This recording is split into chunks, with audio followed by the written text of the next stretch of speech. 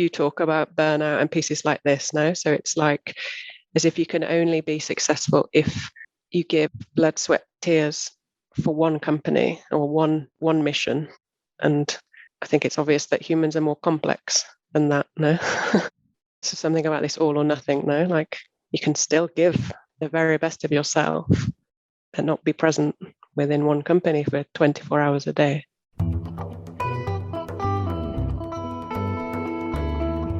Welcome to Leap Like Me.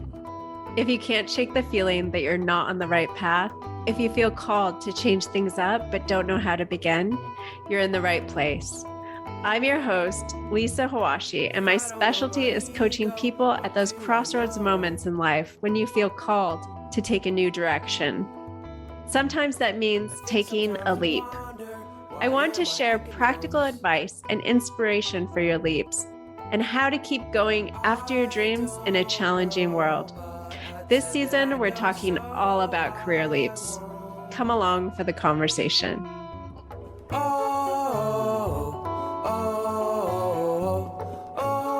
Hello, this is Lisa Hawashi, and welcome to Leap Like Me. Our guest today is Annie Jameson. She's a business leader, mentor, and mother of two based in Barcelona. She's an analytical expert, finance professional, and diversity and inclusion advocate, who until recently was at the global e-commerce company Vistaprint. After 10 years with the company, Annie decided it was time to leave and explore some new paths. Today, we talk about her leap, what was behind it personally and professionally. And since Annie is still currently in the middle of her leap, we'll also do some coaching around what she's navigating today. A warm welcome to Annie Jameson. Hello, everyone, and welcome to Leap Like Me. Joining me today is business leader, mentor, and mother of two based in Barcelona. She's an analytical expert, finance professional, and diversity and inclusion advocate who until recently was with the global e-commerce company Vistaprint. After 10 years with the company, she decided it was time to leave and shift to consulting. Today, we'll talk about her leap, what was behind it personally and professionally, and how she's navigating it today. Please welcome Annie Jameson. Thank you, Lisa. Great to be here. Yes, so glad to have you here. So after 10 years, you decided to leave Vistaprint, and I wonder if you would start us off with talking about your evolution of your career there and how it led you up to today. Okay, yeah, sure. So yeah, 10 years was a long time, and I guess like many companies today, Vistaprint evolved a lot in that time, and I felt like I worked for many different companies during that time with different cultures. I had different roles, and kind of what led me up to leaving. I mean, I guess 10 years is a good period of time within one place, even with different cultures. But I started in that company within finance, and then it was about 4 years ago that I moved to pricing, and my role then kind of exploded. So I started managing a team of 3, and before I left, that was a team of 40 people. I loved the team, but it was a lot of growth in quite kind of a short period of time. I also had twin boys 7 years ago, which was obviously a big life change. They were also premature, so they had a lot of health problems in the beginning. And I think I felt like I was on, running this very fast pace of life for a long time. And then I think it was around the beginning of 2021. Obviously, we had COVID in this time, and I know it's been a period of reflection for so many people. So yeah, for me, I guess working from home, still in this crazy rhythm, a lot of time in Zoom, but with a slightly different reflection balance, I think, because of working from home. I felt that a lot of the growth happened without a huge amount of consciousness. And it was like a realization of that for me. Like, I think I'm a person who lives with consciousness, or have a consciousness of being conscious. And I don't take that level of growth lightly. So I think I just started to have these reflection points that something about the balance was a bit off in my life. I really loved the team, but for me, managing people is a very important dedication, I guess. And so it's not, I didn't assume more is always better, and I wanted to do it in a certain way. And so that growth, I think, meant I felt very squeezed to manage in the way that I wanted. And then also having kids, Vistaprint was a very flexible place for having kids and being able to pick them up from school and pieces like that. But of course, if you have a big team, how you switch your mind off, I think, can impact like your time with your kids as well. So in summary, I think I just reached this point where I felt that the balance was a bit off, and I can get into more detail on why, but that kind of led me to the decision to ultimately leave, which was also a long process. Mm-hmm. So you had it sounds like within that 10 years, you had navigated like becoming a mother, which is a moment also where you really start to see like, things are in a different balance than they were before. Right. And so you had to Definitely. navigate that. And then you went on a little bit longer, and it sounds like it was really then the team, like the size of the team, and what the demands were around that led you kind of to this final decision to leave. Yeah, I think because it was, I guess, the size of the team, and then I guess maybe it depends a bit on how you like to manage and whether that fits like within a company culture as well. So I think I said in the beginning, like I saw many different cultures at Vistaprint, and I think I fitted well with that for a long time. But I think maybe there was something that started to feel a bit off balance with my style of leadership as well. And maybe that's, also why I felt a bit squeezed with that. The other piece that you mentioned in my intro is around diversity inclusion. I felt like I didn't have as much time for that. And that's something like core to who I am. So I could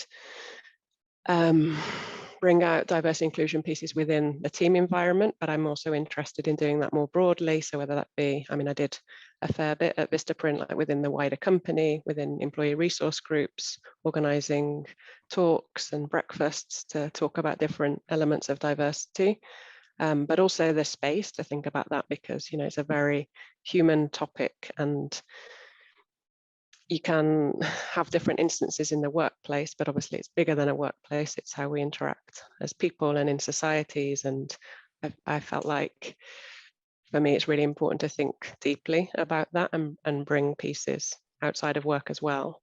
And just, this feeling of being off balance, like not having space to process any of these thoughts, or okay, how do I take these learnings wider? Because I worked in a place with a lot of privilege as well now. So it's also, you can do so much within an organization, but it's not reflective of the full world. Mm-hmm. And so it sounds like, would you describe, like, if we were to kind of think about like the months leading up to your decision, were there like a couple of key moments that were like, I think that I really do need to leave? Or do you feel like it was kind of this more gradual? It was a bit of both, I guess. Why I'm hesitant is because it was the beginning of 2021 where I think conversations started happening around me leaving, and I didn't leave until October. So 10 months felt quite gradual, Mm-hmm. or felt quite long, no? But yeah, there were pivotal moments. So one was about trying to find a different solution than me leaving, no? Because I did, this is something I struggle a bit with, like the concept of work or teams being a family.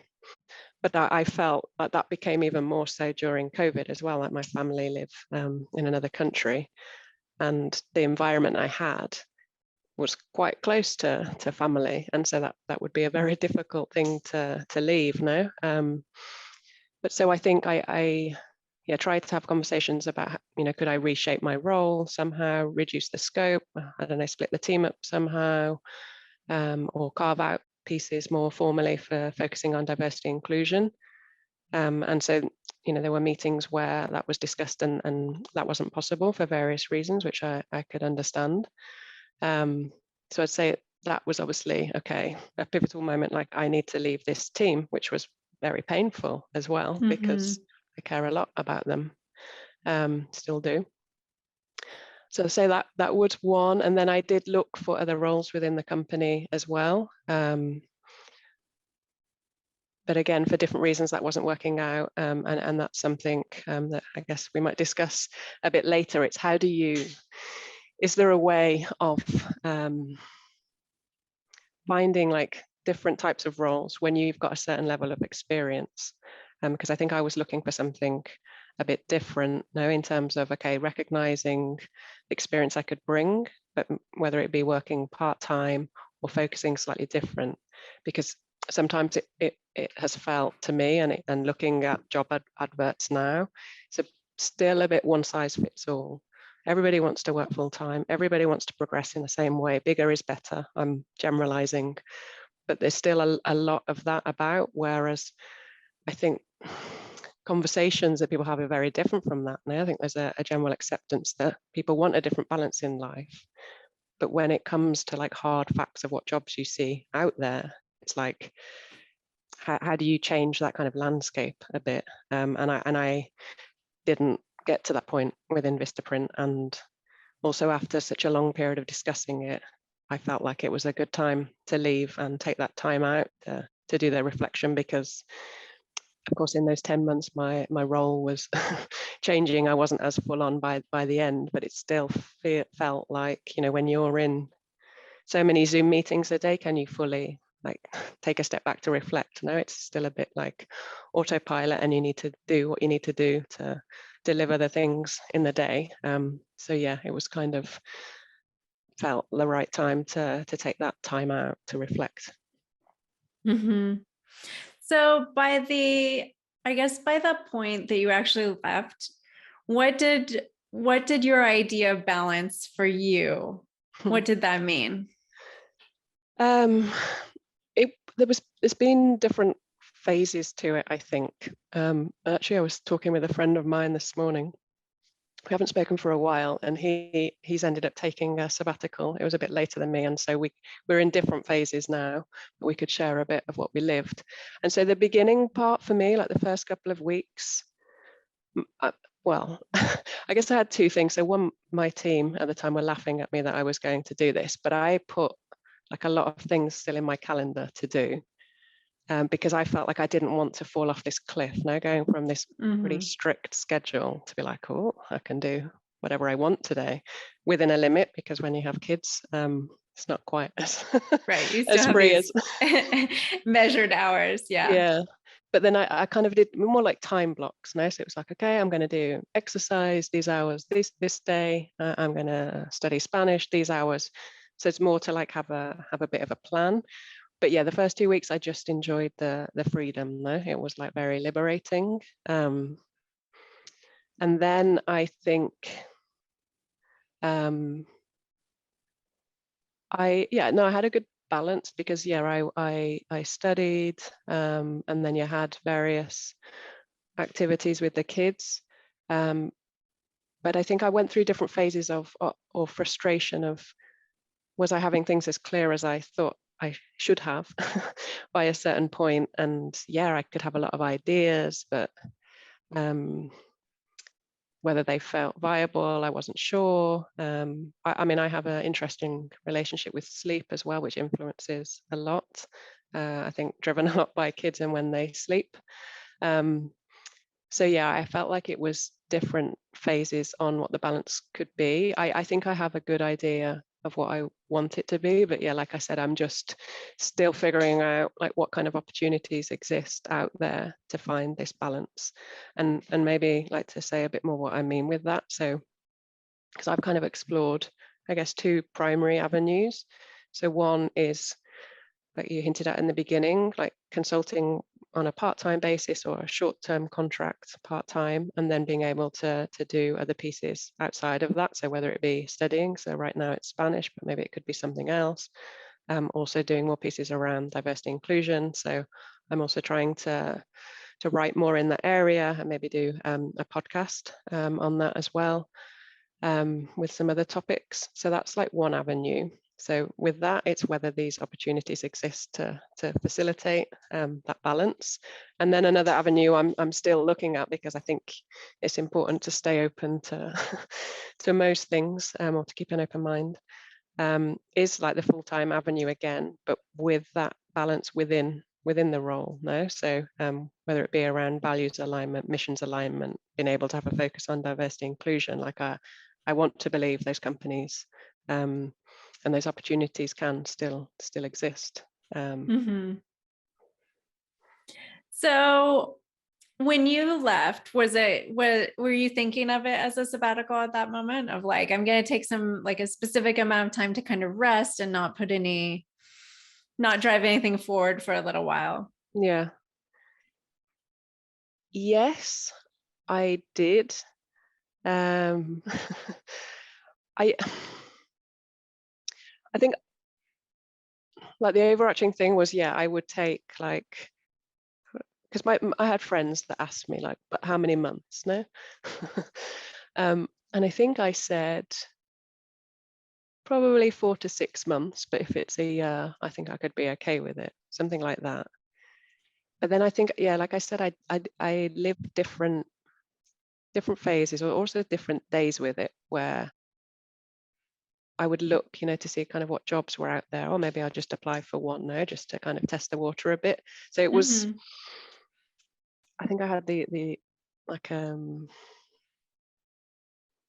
varied with it. Like the overarching thing, I think, was that I would take this time, but it's like a conditioning as well to work for so To long keep now, going. because my career in total is 20 years now, and I think the longest time I had out, well, obviously for the kids now, but that felt a bit different. But like time out, I think was 3 weeks between a job, which I think is more than most people. But still, 3 weeks in 20 years, of course you have like all the voices now, like, oh, well, you're going to need to earn some money again, and these things now. So yeah, it was overarching. I think I had some months in my head, but still some moments maybe of doubt, or okay, well, maybe I should just apply for things and see what happens. And what have been some changes in yourself that you've already kind of noticed just by taking this time?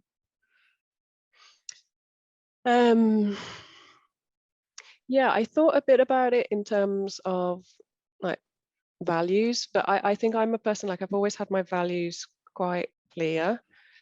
Maybe there's been some variation in the order of the top 5, but I don't think the top 5 had changed. I think it's a typical thing as you get older that those values become even more important or harder to budge on, kind of what you think is fine and what you don't think is fine in line with those values. And then I think other things I've discovered, I'm a person, I like to have time alone. But having so much time alone has made me reflect in a deeper way than I ever have before.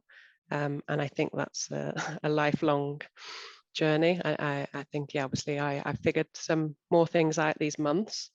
But, we're talking about who you are and why and where you've come from. I think that's like a constant discovery. But yeah, I think I know myself better. And then also thinking, maybe who might be listening to this, I'd say that's not an easy process. I think it's a rewarding one in the end, but it's not comfortable always. So yeah, I've learned to sit with myself a bit better, I think. And then, yeah, maybe the other thing is around like having the more focused time, like with the kids, because again, that they're in school. So it's not that I've been with them like more these months particularly, but I think when I'm with them, I'm more with them. I have less distractions. And I discovered that I could enjoy going into the school to make their carnival costumes, which I never had time for before, but also maybe not so much inclination. But seeing how much they enjoyed it, and then like being closer to kind of their environment was a nice learning as well. I mean, maybe I would have expected it, but yeah, it felt good. Mm-hmm. So being able to spend some more quality time with them, or Yeah, time that you're fully present with them. yeah, yeah. Yeah. So what is emerging for you right now? Or I mean, you've mentioned a few avenues that you're exploring. Yeah. What's become clearer to you about what it is that you really would like? Yeah.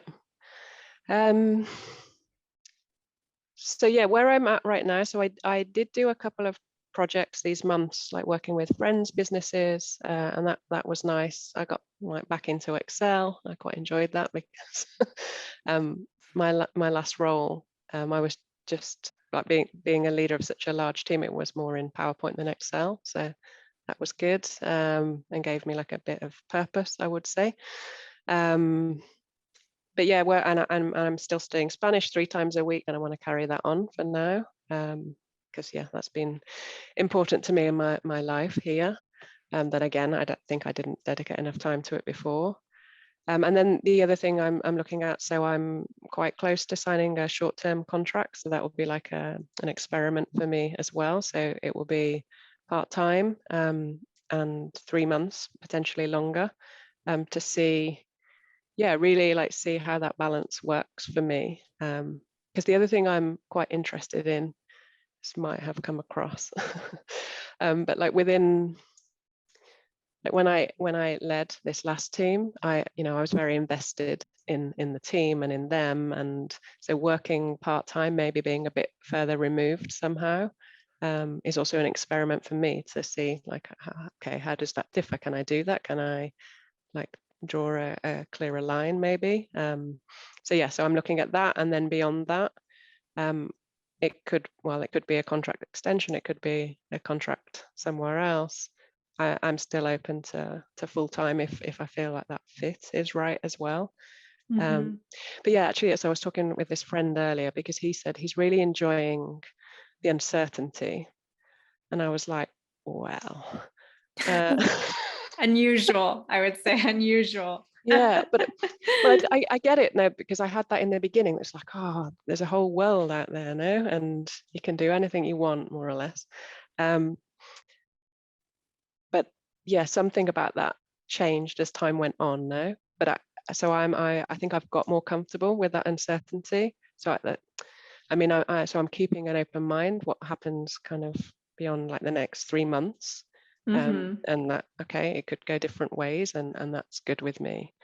But yeah, this like the moments of complete uncertainty, again after 20 years, kind of almost conditioning in a certain way, takes some strength, I think, to stay on a course of being positive and moving forward. Yeah. Hmm.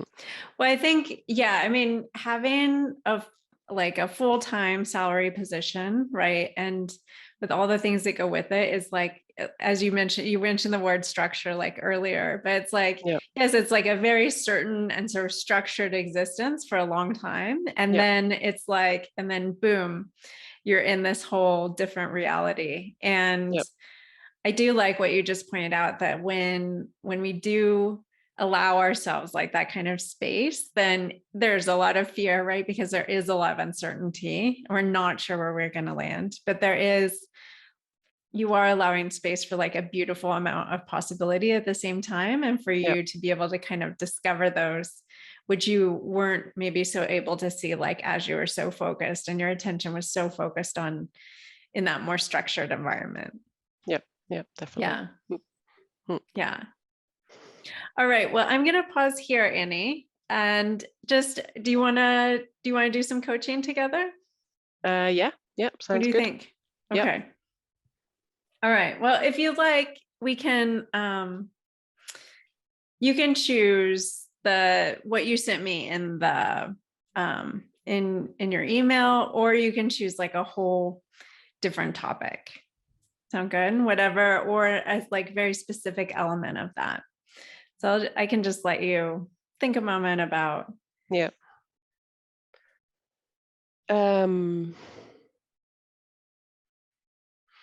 Yeah, I think it's still very relevant. It's kind of something around how do you carve out those opportunities. So I think how we talked about it before, that I feel like I have a good network, but again, Okay. like what you just said about there's so many people like within these structures now and so used to these structures.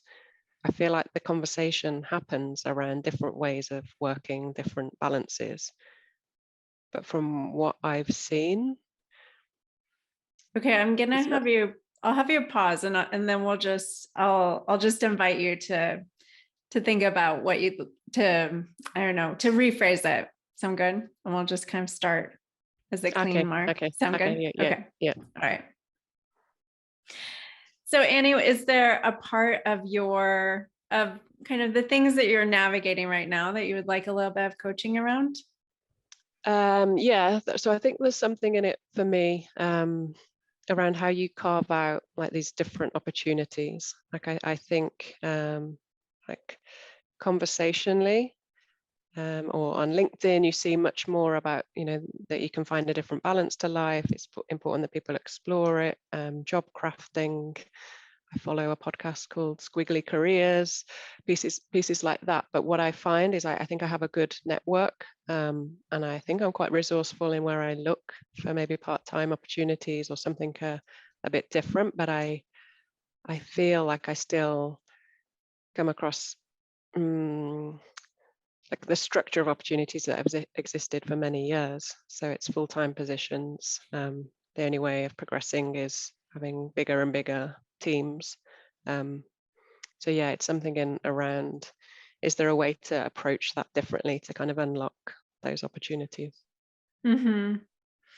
So if we just to kind of get really clear about like what part of this you'd really like to focus in on, say we do a little bit of coaching around this for like the next 15 minutes or so. What by the end of that would you like to have? Mm, I guess maybe some ideas to approach it differently. Because one thing maybe I didn't mention up to now, and I think is probably quite a common thing of people taking these leaps. It can be very isolating there. And Mhm. that's not to say I don't talk to anyone about what I'm experiencing. I do, but still can be many moments of feeling more isolated somehow. So yeah, I guess to come out of it with different ideas that it's like that I'm not thinking about on my own, maybe. Mhm. And like just thinking, I don't know, fast forward to the next couple of weeks of like we were really able to give you some different ideas to approach this in a way, and that there's something there about that isolation. How would it feel, or what would be like a sign to you that like you had arrived at like kind of a different place or with different ideas? Um,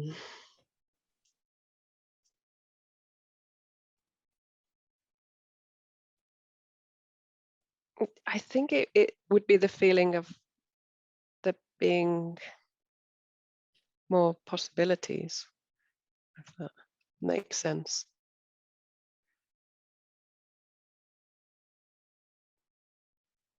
I feel like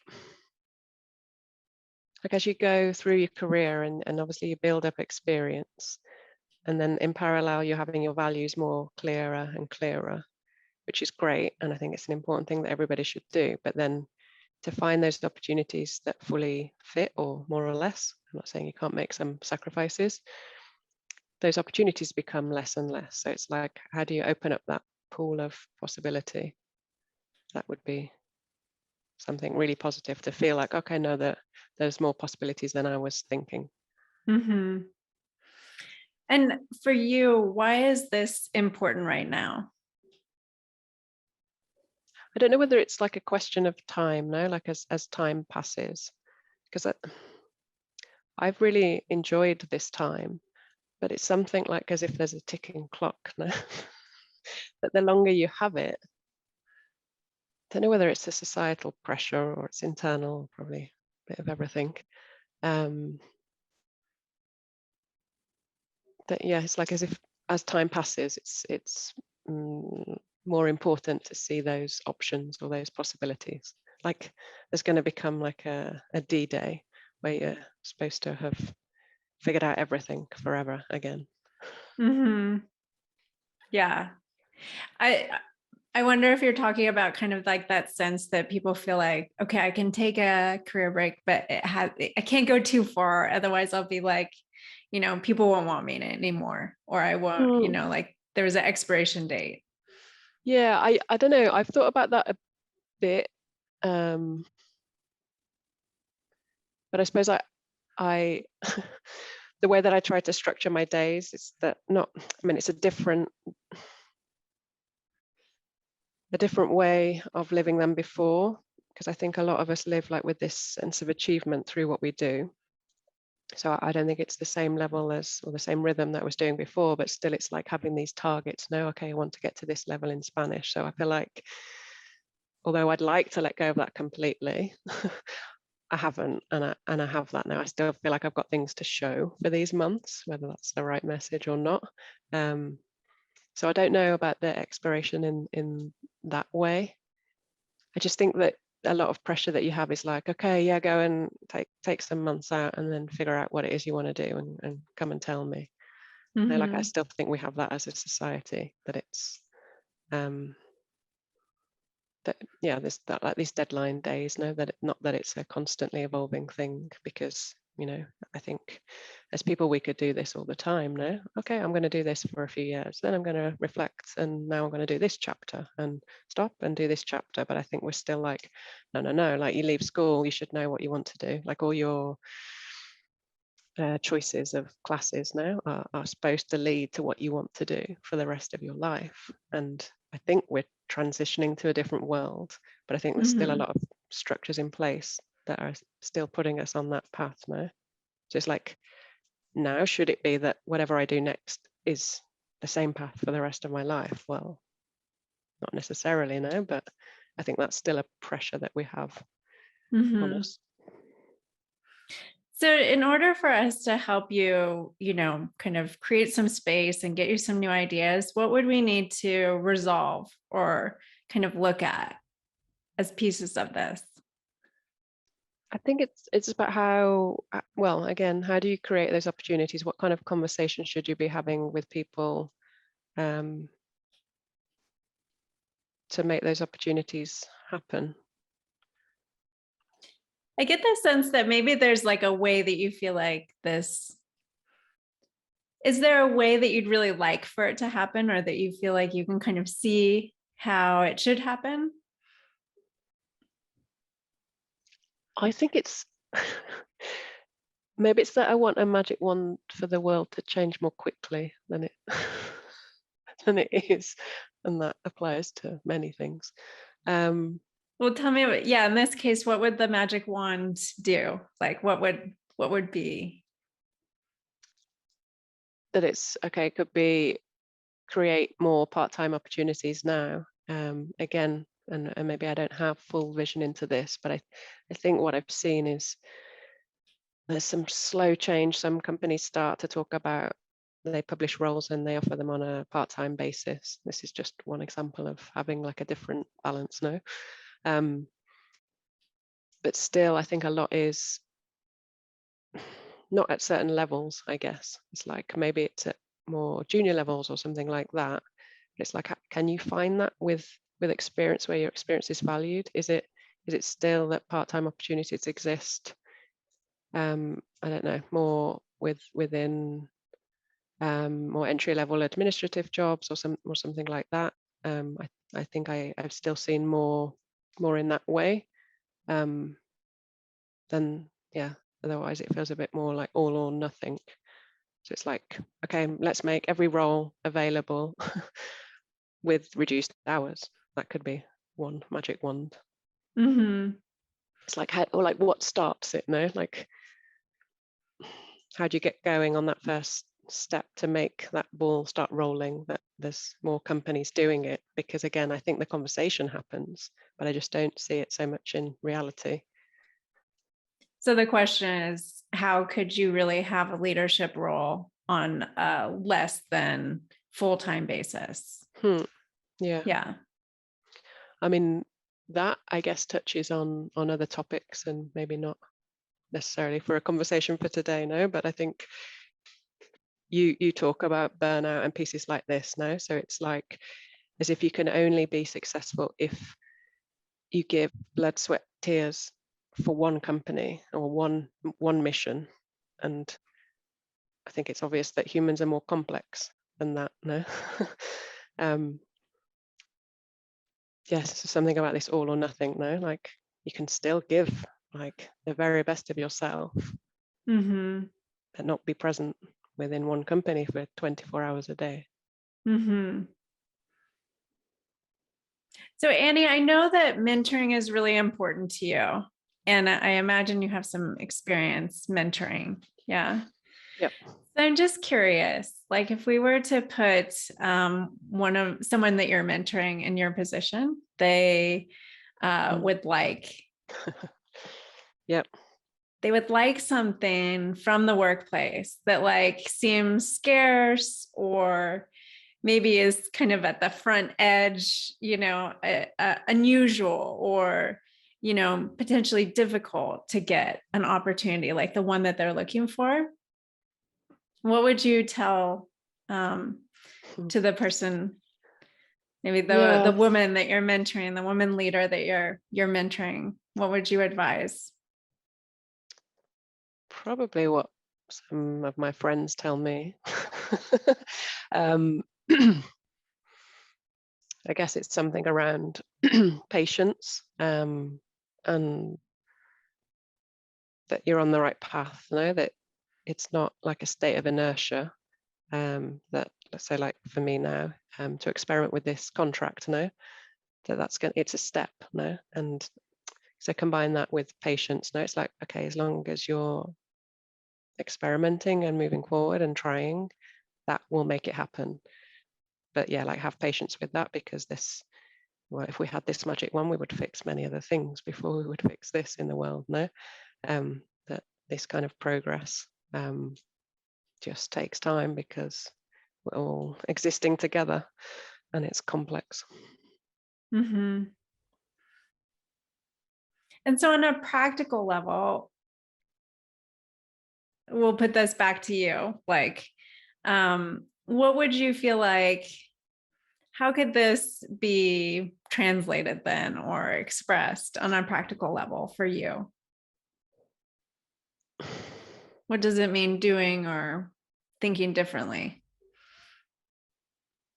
Yeah, now you've got me thinking about whether it's more linked to the isolation piece, because when I was working there, then I mean I had all types of managers, but let's say the good ones offered a lot of support through pieces like this, like, okay, in terms of well, you can try this, or well, like you said, it could be a mentor or a coach. Maybe that's something that when I've kind of exited that world, I have less of that now, that it's more, I'm even more self-reliant than ever. And so it's more having that like reassuring voice now, or that there's someone like thinking the same, like, well, like I said, that friends do it with me about, okay, well, be patient, you're trying all these things, like try not to maybe expect so much of yourself to make everything happen so fast, that yeah, maybe it's something around that. And so if you were to kind of like make a little adjustment to that, what would be like a first step that you could take? I mean, really, I think I just need to get into this contract Mm-hmm. because it's been some weeks to build up to it now. So I think I just need to be doing it now, because that's the other thing these months. It's great to reflect, but I'm definitely an overthinker.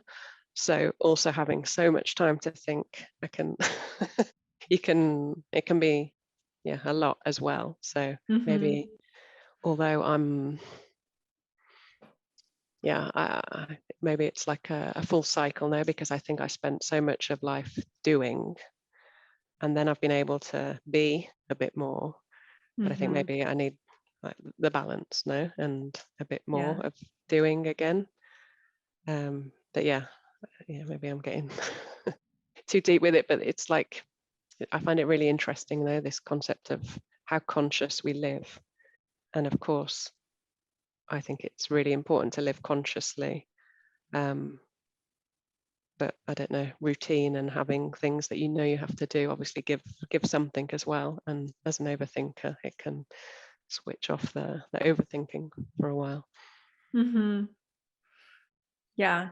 It sounds like it's like if you were to switch to a little bit more doing now, it would be allowing the being, what you have learned through the being part to like then to be acted out and to be kind of put into action. Yeah, I think so. I mean, that's like generally the feeling I've had now, that what I said about kind of sitting with yourself, like I know it's really important for the long term, and that you kind of, I think anybody that does it will reap that later, no? But yeah, when you're living it, not all moments feel great. Mm-hmm. So yeah, I think it's more that then it's like, okay, you move past that chapter and, like you said, put the things kind of into action that you've learned. No, that's an important step in the process as well. Yeah. And learning. Yeah. Hmm. Well, so just to come back to our original thought, what Yep. what ideas are you now leaving with? Um,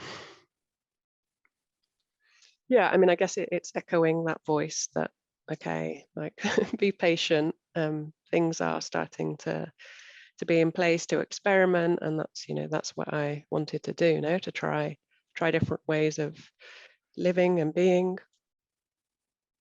And yeah, maybe it's a bit more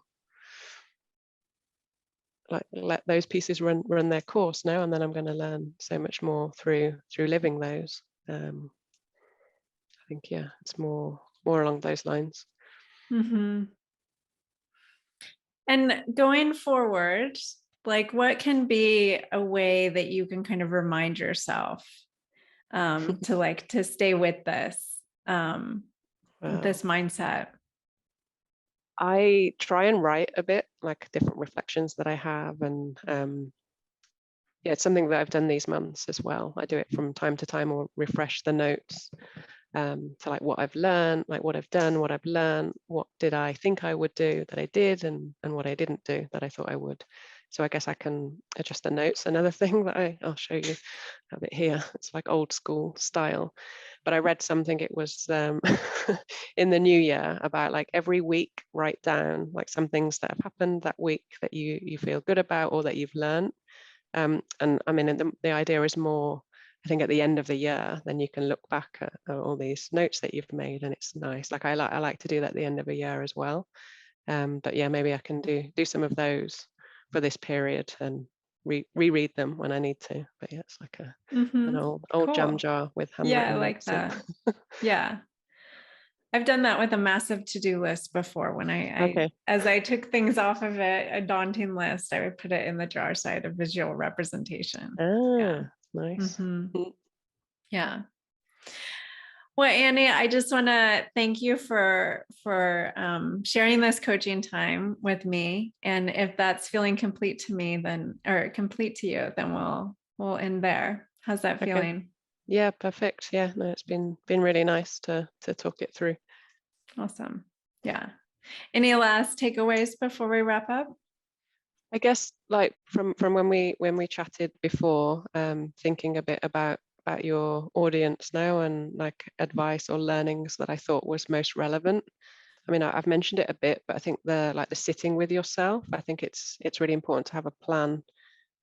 Well, I guess I knew it would come, or I expected it, but like a plan in place to how you navigate through that. So if you've got like a support network to help you talk through those things, because you're taking away a structure that you probably don't appreciate enough as well, no? Because yeah, it's easy after so long somewhere to see the things that you're glad to be free of, but maybe you don't see like the things it gives you fully as well. So I think that's important. And like it's a similar point, but on that theme,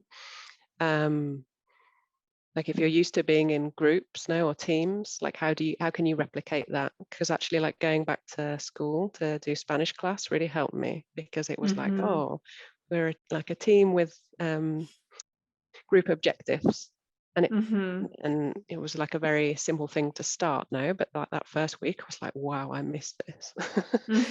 And it was 6 hours a week of Spanish now. I think it's good to kind of have those plans in place to kind of support you through all the other pieces. Yeah. So I often help people through that sort of planning time of when they want to take a break or a sabbatical. And that is one of my top tips. And from my own personal experience too, is that like, when you like suddenly have this line that divides the before and the after, it's really helpful to have some structure, some concrete plans like right in place to kind of catch you, because it is going to be, a shifting time of like, what's going on, what happened, and you do start to realize some of the things that you are important to you or that you miss, kind of like what you were saying about like being on a team. Definitely. That type of environment. Well, hey, I have a quick idea for you. Just another one about like the opening up opportunities. Okay. Something I often have people do when they're finding that they're feeling like what they want to do is really difficult or is kind of like counterculture, or who's done this, or, it just feels, there's that question of like, can I really make this happen? Is to do an exercise that I call the role model exercise, which is to start scanning your just your world. And it could be like people that you know, or people who are famous, or people who are historical and have already died, but to find people who have done what you have done. Or what you would like to do. Okay.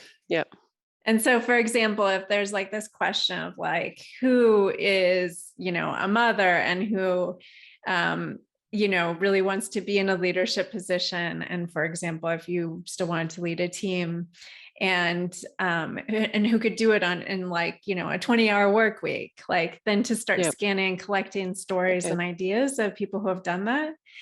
And then really start to research and absorb their stories in order to start getting clues for your own path. Okay. Sounds great. I was thinking of a few as you were speaking. But I think it'll be great to, like you said, to research in more detail now, like the different pieces of their stories and how they did it. Yeah. All right. Well, to wrap up for today, Annie, I want to ask you the three questions I ask every guest on the show. And the first one is, what do you wish that you had known before you took your leap? So maybe I hinted at it before. I think when you step out of a system, a big system like the corporate world, like make something about appreciating the things that it gives you, that there's a reason why it's in place and why many people stay in it, I guess. So if you need to do more practical things that system allows you, like buy a flat or these things, get them done before you take your leap. And I guess, again, have that consciousness for the things it does bring, to help you, like you said, with kind of with the structure when you step outside. I think that's one thing maybe I didn't think fully of before. And what's been a surprising thing that has come of your leap that maybe you didn't expect? I think it's the thing around the kids. I always had this feeling like, oh well, I haven't got time now. Like when you get like the 15th email from the school that day about, okay, now they need this for Wednesday, this piece of homework, or it's like, who has time for this? And a familiar feeling. Yes. So I think with that then having time for it, still, like some I find a bit unnecessary, or I think they can consolidate it better. But yeah, I think it surprised me that I got more reward from that, because I don't know, I always struggle this. Like I think I am a creative person in some ways, but not so much with designing carnival costumes. It's not something I would usually do. And I'm not saying I'm great at it now. um, but I did enjoy it. I enjoyed like building that closer relationship with the school through that, like seeing my kids in their day to day, seeing how happy they were that I entered that. Like I think that was really nice. And yeah, if people even in like full-time jobs can find a way to do that, I think it's something really rewarding. Mm-hmm. Yeah. And for people who might be considering a similar leap, what advice would you have for them?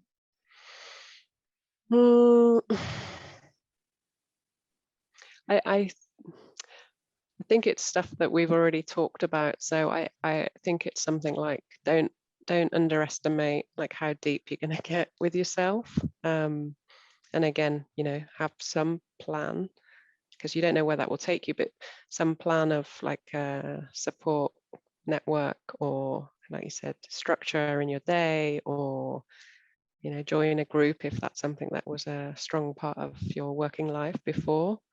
I think that's a big one. Yeah, I think that's the main one. Yeah, like the group piece, and just making sure we've got that network in place, because I think so many people, I'm repeating, but so many people, the way that the majority of our working world is structured, it is very facilitating to live on like some kind of autopilot. And so when you step out of that, it's a thing that many people are not used to now. And again, I think the world is changing now. There's so much around mindfulness and meditation, but I think we're just scratching the surface of that now, like, well, depending on the culture now. But I guess what we're talking about today, or my story, stepping out of that autopilot is eye-opening. Mm-hmm. Yeah. Well, I really appreciate you coming and being with us, like at this moment that it's a bit of the, scary in between zone, when you're still exploring and you're not like showing up and saying like, I have all the answers and I've all figured it out. I really appreciate you coming and sharing with us like an experience of this moment. Because it's really important. And it's definitely part of every single leap, that anyone takes. There's the before, the middle, and the end, Yeah. I saw and even the end is like, is it really an end? It's like, it's like then you go into something else. Yes. I saw a really nice quote yesterday, I think it was. So Susan Cain, who's most famous for writing a book about introversion, the quiet revolution, went on Brené Brown's podcast and talked about, and this is something I like to read about as well, that a lot of our world only talks about like positivity now, and there's the human experience. Obviously, there's a lot of pain now, and so it's really important to talk about all that elements of the journey, because I think we're kind of kidding ourselves if we only talk about everything being perfect all of the time. So yeah, I'm very happy to to share like my parts of the journey.